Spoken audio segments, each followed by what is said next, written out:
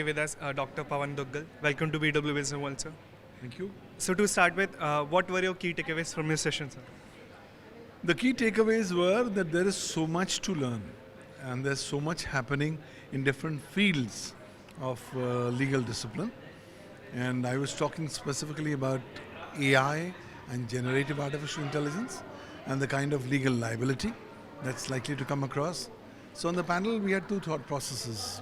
Mine, which was talking about the potential challenges towards identifying the liability of service providers who are providing generative AI. And there was another thought process on the panel which said, forget about liability, let's learn about using technology more responsibly. But ultimately it was all got to be a more balanced approach on how we have to go forward in terms of adoption of new technologies. So my first question to you is, what would you like to say about sharing of personal data by companies and the issue of concern?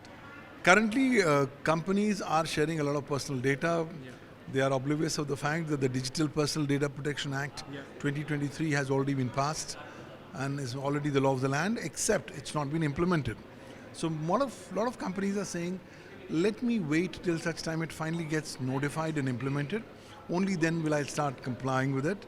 My thought process is different. I believe that the more quickly you start proactively ensuring compliance with the provisions of this law, the better it's going to be, because the fines in this law are humongous. 250 crore rupees per contravention. And the fine doesn't go to the complainant. It actually goes to the government of India in the form of Consolidated Fund of India. So clearly there are huge fines, huge deterrent legal frameworks waiting for you. So rather than riding on your luck, it's best to ensure compliance and do your due diligence. My last question, the use of AI tools raises concern regarding data privacy.